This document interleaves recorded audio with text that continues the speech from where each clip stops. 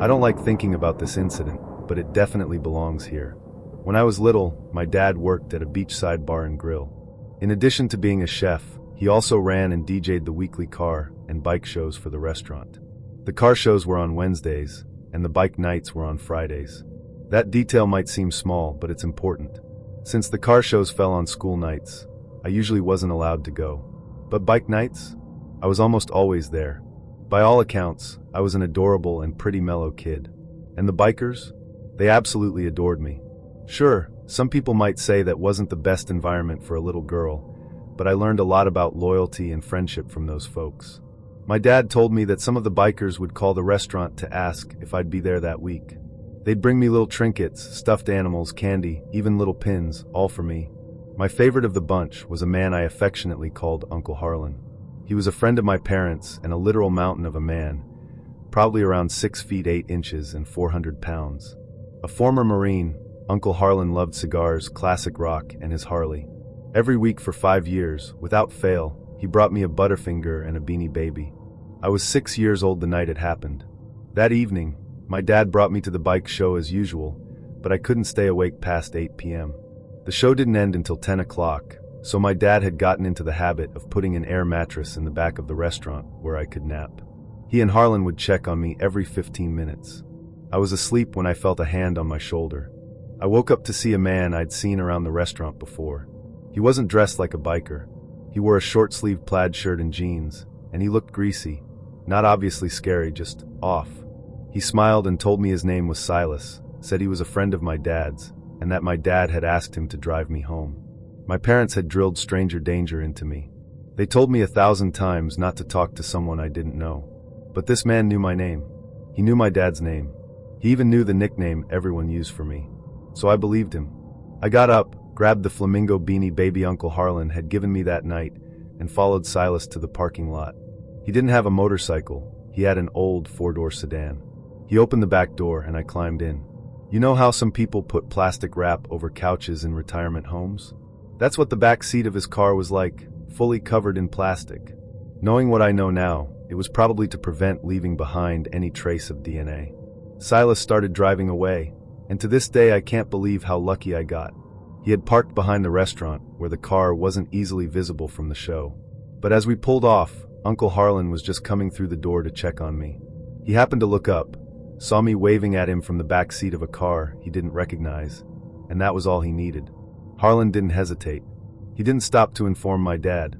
He jumped on his bike and was on that car's tail before we even exited the parking lot. The avenue leading to the restaurant is long, about 1.5 miles, and then it feeds into another long stretch before reaching the highway. Silas must have seen Harlan approaching in the rearview mirror because he started to speed up. But by then, he knew it was too late. He'd been seen. Harlan had the license plate number and a good look at his face. Silas pulled over, turned around, and calmly told me to get out of the car. I didn't hesitate. I was scared and just bolted. I ran straight to Harlan, who scooped me up and put me on the back of his bike. He rode me back to the restaurant. When we returned, the place was surrounded by cops. My dad was outside the restaurant, sobbing and shouting. I ran into his arms and hugged him as tightly as I could. Everything after that moment is a bit of a blur. I remember answering questions for the police, speaking to a sketch artist, and finally making it home around 2 a.m. Uncle Harlan never left my side. An APB was put out on the vehicle, which turned out to be stolen. The sketch circulated on local news, but there were no solid leads. I was even shown a lineup at one point, but none of the men were him. Fast forward about 8 years, I'm 14, and my dad tells me the full story. Silas had been seen lurking around the bike shows a few times prior. He was a regular customer at the restaurant. He knew my nickname because he'd been watching me for over a month. He knew how often my dad and Harlan checked on me. He planned everything. What I didn't know was that after Harlan brought me back, nearly everyone had left the show, not because of the police presence, but because they were out looking for Silas. Harlan gave them the make and model of the car and a physical description. One of the guys thought he might know the man from a local dive bar. I remember my dad pausing when he got to this part of the story. When I asked him what happened next, all he said was, "They found him," and that was all I needed to hear. A little context before I begin. I went to a small liberal arts college in upstate New York. The campus was scattered with traditional dorms as well as several standalone houses, each with their own character, quirks, and creaky floors. I was a junior in 2017 and had been selected as a residential advisor, RA, for one of the larger houses on campus, a big old Victorian-style place with warped staircases, perpetually flickering ceiling lights, and 100 years of campus stories embedded in its walls. As an RA, I was responsible for the well-being and conduct of the students in the house. I had a master keycard, a weekly duty schedule, and a radio clipped to my belt on most evenings. I was also very close with many of the other RAs. We joked, confided in each other, and helped cover shifts when someone was overwhelmed. I trusted these people. That's what made the whole thing so much worse. It happened in February. Cold, sludgy snow still blanketed the sidewalks. I had just come back from a late-night dance rehearsal, exhausted and sore, but in good spirits. I took a hot shower, changed into pajamas, and put on some vines on my phone while fixing a poster that had peeled off the wall above my bed. I remember the exact moment everything shifted from normal to wrong. I was picking out a hairbow for the next day. I had a little plastic basket filled with them near the mirror on my dresser. I reached in and noticed a small black box tucked underneath the bows, about the size of a matchbox car. It had a bit of electrical tape on top, which struck me as strange. My first thought was that maybe it was one of those ant traps, but that didn't make sense. As an RA, I would have been informed of any pest control measures. Curious, I peeled off the tape. Beneath it was a small red light. My stomach dropped. I turned the device over and saw a tiny lens and a model number etched into the back. It was a hidden camera. I froze. I stared at it for what felt like an hour, my brain trying to deny what was right in front of me. Then adrenaline kicked in. I grabbed the thing and sprinted down the hall to the room of two of my closest friends on staff, Elian and Mairead. I burst into their room, breathless, and thrust the little box in front of them. They were stunned. We all sat there in silence for a few seconds before Mairead asked, "Is that an SD card slot?" It was, and the card was still inside. Unfortunately, none of our laptops had an SD reader. Lucky for us, Mairead worked in the campus library and said she could check one out from the equipment desk the next day. I barely slept that night. Every creak in the house felt amplified. Every shadow made my skin crawl.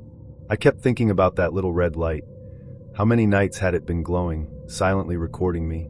The next day, while I was in classes, Mairead and Elian took the card and reviewed some of the files. When I returned, they sat me down in their room with solemn expressions. "There's footage," Mairead said quietly, "of you and others." I felt like I couldn't breathe. They told me the footage wasn't sexually explicit in my case, just me walking around, changing clothes behind a curtain, brushing my teeth. But there were other girls, some in bathrooms, some in bedrooms, captured in deeply private moments. At least 7 different girls, across multiple buildings. Some of the footage was clearly recorded in restrooms. The implication was horrifying. Then they showed me the worst part, footage of someone placing the camera in my room. He had recorded himself doing it. I recognized him immediately. Everyone did. His name was Dorian Kettle, and he was another RA on my staff team. I felt like I was going to vomit. Dorian was unassuming, friendly, quiet, helpful. He was the type who offered to walk people home from the library. He had a soft voice and wore wire-framed glasses. I had laughed with him in meetings, shared shift coverage with him. I never once suspected he was capable of anything like this. I called our boss, Kendra, who was in the middle of conducting interviews for next year's RA candidates. My voice was shaking as I told her what I had found. To her credit, she stayed calm. She told me to come to her office later that night. She said she would take care of it. That evening was agonizing. I had a dinner meeting for a student organization I led, and I didn't want to leave the house unguarded. I was terrified Dorian would come back for the camera. So I took it with me. My former roommate, Emery, was with me and noticed how tense I was. In the car, I told her everything.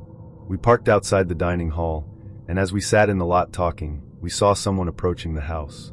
It was Dorian. I went into a full-blown panic attack. Emery stayed calm, said she'd watch the house and make sure he didn't go inside. I ran. I hid in an academic building until she texted me saying he had left. Later that night, I met with Kendra and her supervisor. I showed them the footage, handed over the camera, and answered dozens of questions. Campus security was called in, followed by local police. I was interviewed again. They checked my room and other areas of the house for additional devices. Dorian was removed from the building and placed in a separate, unoccupied suite in a dorm across campus. That night, I didn't sleep. I kept thinking he would come back, that he still had access. The next morning, I got a call from campus police. They updated me. Dorian was still confined to the dorm room. They were working with the city police. They had interviewed him. Here's what they'd learned. Dorian had started filming women out of a voyeuristic fetish. It had escalated over time, from watching women walk down the hall to planting cameras in bathrooms and bedrooms. He had done this to at least 7 women, possibly more. He had been arrested and was being held in county jail. I was told he would be charged with unlawful surveillance and invasion of privacy. He sat in jail for 3 days before being released to await the campus judicial process. The school, meanwhile, told the RA staff that Dorian had resigned due to personal reasons and would be taking time away. We weren't allowed to say anything. They wanted him to leave with dignity, as if he deserved that. Weeks passed, then months. I had to attend multiple administrative meetings. The footage was reviewed by legal teams. The campus hearing finally came, and Dorian was expelled. The criminal trial took place almost a year later. I was never informed of the verdict. During all this, I learned how he had gotten into my room. One of my residents had lost her keycard and mailed it back home by mistake. She needed help accessing storage. So campus security, in their infinite wisdom, gave Dorian access to our house to assist her. He knew when I'd be gone because I had posted in the RA group chat that I'd be leaving early that day to pick up snacks for our staff meeting. I had told him where I was going. We all laughed and ate cookies that night. And the whole time, he knew he had just planted a camera in my room. He smiled. He laughed. He offered to clean up afterward. That's what haunts me. Years have gone by, and I don't waste much thought on Dorian anymore. Whatever thrill he got from watching women in their most private moments was short-lived. He lost his position, his education, and his reputation. I've heard that people who commit crimes like this often end up on the sex offender registry for life. In a way, it's poetic justice. For anyone who reads this, I hope it serves as a warning. This happened between 1995 and 2002, but it still lives in my head, entirely intact. Everyone's had a bad friend or two. I had one so awful, so deeply twisted, that if it hadn't happened to me, I would never believe it was real. It would sound like a Lifetime movie. Maybe worse. I grew up in northern Indiana, in a town you wouldn't know unless you lived near it. I went to a large public high school in the mid-90s. It was my senior year when I met Dresden. She had just transferred from the local Catholic high school, which was strange. No one ever switched out that late unless something serious had happened. Dresden said she'd been expelled. She told me it was over some drama with another girl, something about a fight over a boy, and that the other girl had accused her of attacking her. The cops were called. A restraining order was issued. That's why she had to leave. She said it was all a lie. She told me she never hurt anyone. After high school, I stayed in Indiana for college. Dresden moved to Florida and sort of disappeared for a while. But one day, a friend of mine from the dorms ran into a guy she knew from the Catholic school back home. They got to talking, and this guy told a wild story about 2 girls fighting over him, each convinced they were his secret girlfriend. Neither of them was. One of the girls? Dresden. The next summer, we were both back in Indiana. Dresden and I reconnected. We hung out a bit. I told her what I'd heard about her from my dorm friend, and she just smiled and said, "Well, I guess you deserve to hear the real story." She said she had a crush on a guy, let's call him Milo, but had seen him talking to another student, a girl named Cambria. Dresden said Cambria was perfect. Pretty. A cheerleader. She hated her. Then she said something that still makes my skin crawl. She said she wanted to see if she could drive Cambria to take her own life. I laughed at first, thinking she was joking. But she wasn't. She claimed Cambria had a breakdown. I asked her what she had actually done to her. That's when she brought out the books. We were in her room. She went into the back of her closet and pulled out a stack. One was about revenge tactics, dirty tricks. Another had a cartoon character pulling their hair out and the word gaslighting emblazoned on the cover. I asked her what it was. She said, "It's about how to make someone think they're going crazy." Then she told me what she'd done. She pretended to be Cambria's friend, got her phone number, then started making anonymous phone calls to her every night. She had a guy from her church, a creepy older boy who had a crush on her. Dresden traded sexual favors, so he'd pretend to be Milo on the phone. He'd call Cambria, talk to her, tell her they had to keep their relationship secret. He told her not to say anything in school. Dresden would plant notes in Cambria's locker, signing them with Milo's name. Sometimes they'd make fake plans to meet. Then Cambria would get stood up. It sounds dumb, but we were kids, 14, 15 years old. Then Dresden got weird. Really weird. She made a mixtape and whispered phrases like "you wanna die" and "everyone hates you" between the songs. Played it when Cambria came over.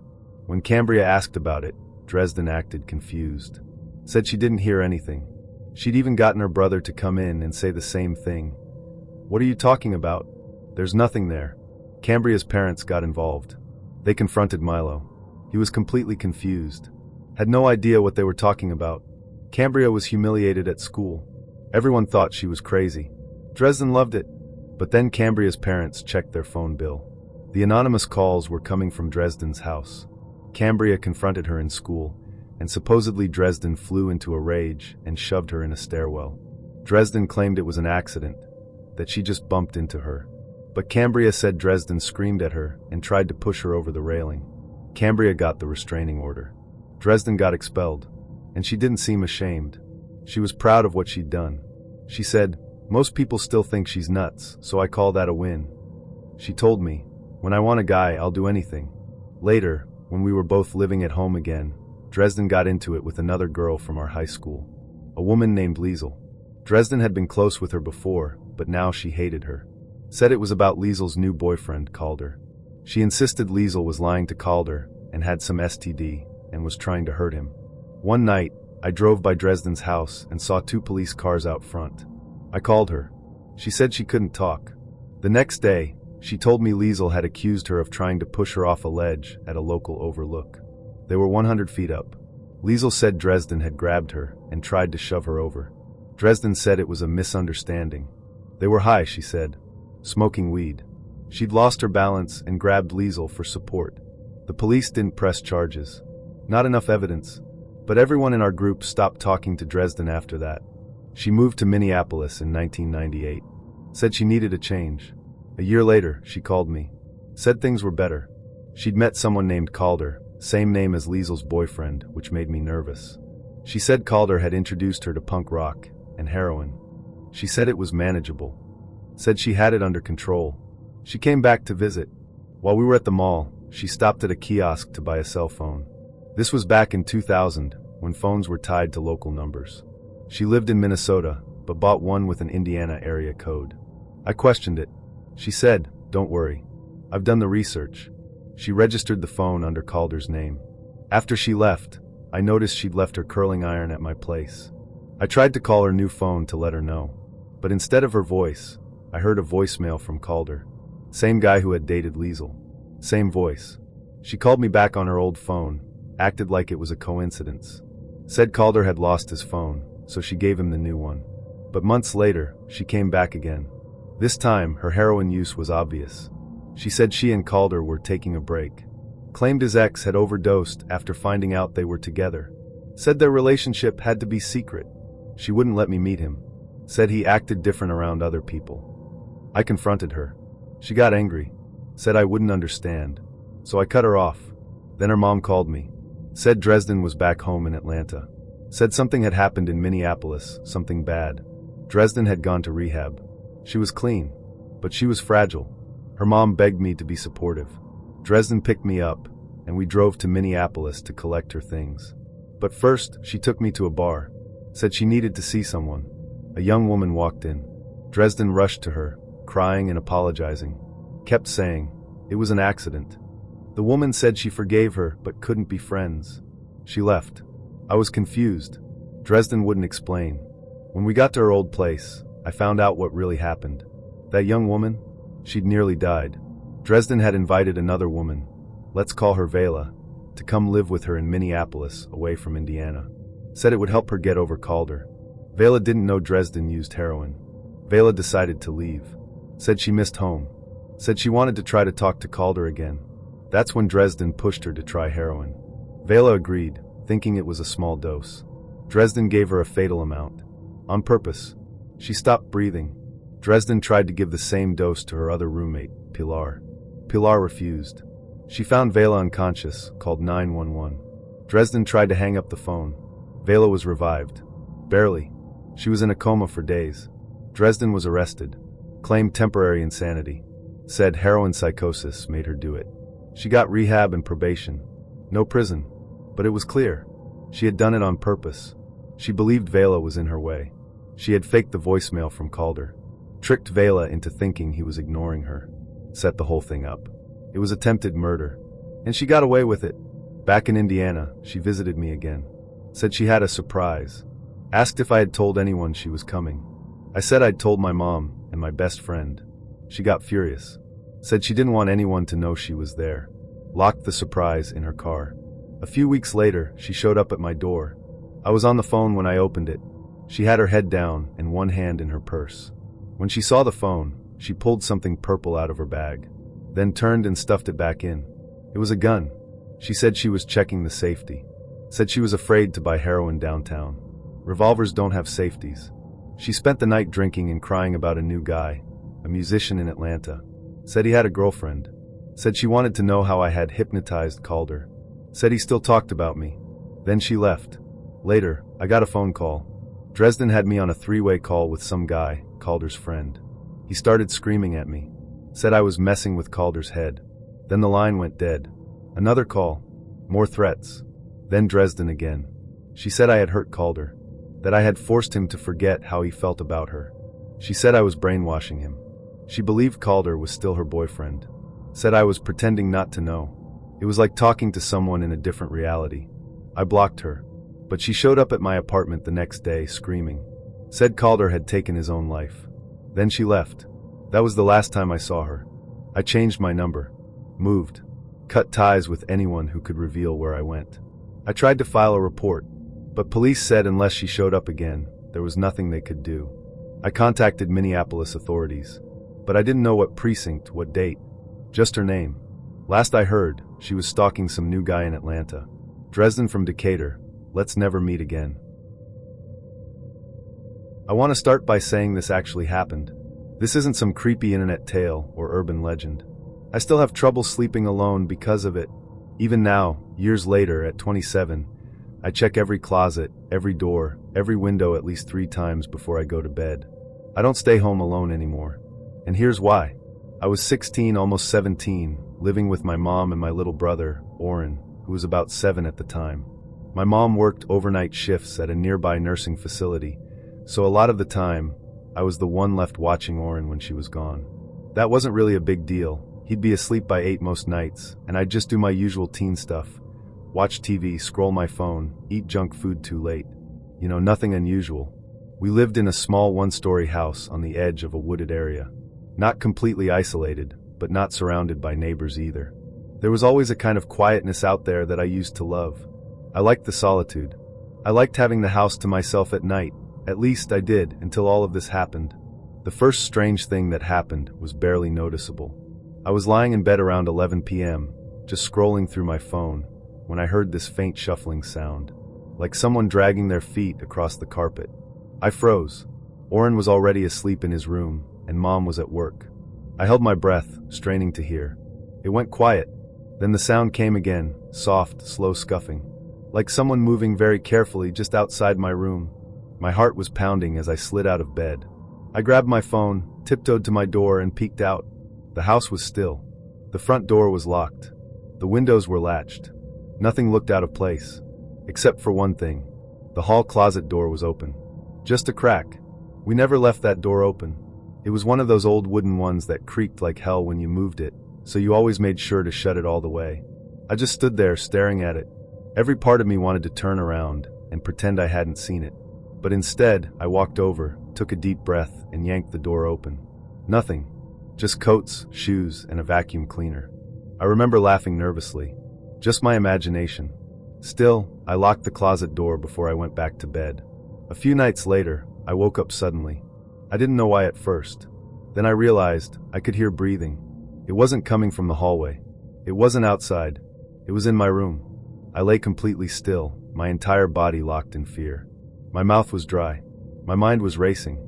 I forced myself to grab my phone and turn on the flashlight. I swept the light around my room. Nothing. Closet was closed. No one was there. Or so I thought. I barely slept the rest of the night.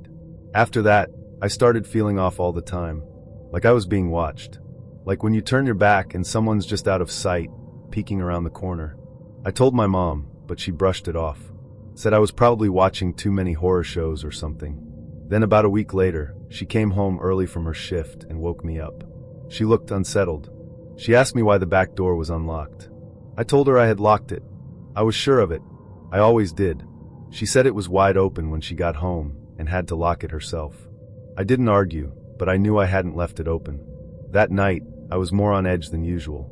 I kept my bedroom door locked and held my phone in my hand as I tried to sleep. Sometime after midnight, I woke up again. The breathing was back. This time, I knew it wasn't in my head. My skin went cold. I sat up slowly, barely daring to breathe. That's when I noticed something else. My closet door, it was open. Not wide open, but just enough. I turned on my flashlight, hand trembling. And that's when I saw him. There was a man crouched in my closet, pressed into the corner. His skin was gaunt and pale. His hair was matted and oily. He looked like he hadn't eaten in weeks. And he was grinning. A wide, sick grin that showed too many teeth. I don't remember getting out of bed. One moment I was staring at him. The next I was slamming my bedroom door shut and sprinting down the hall to Oren's room. He woke up crying as I grabbed him and ran out of the house, already dialing 911 on my phone. The police got there fast. They found him still in my closet. His name was, I don't even want to write it. He had been living in our crawl space for weeks. Weeks. He got in through a vent in the basement that had come loose. At night, he would sneak through the house, take food, watch us while we slept. He had been watching us. They found a knife tucked behind my coats. The police said he was probably waiting for the right moment. I try not to think about what would have happened if I hadn't woken up that night. If I hadn't seen the door crack open. If my phone had been dead. If I hadn't checked that closet the week before. I swear to you, this happened. And it still messes with me. So to the man in my closet, let's never, ever meet again.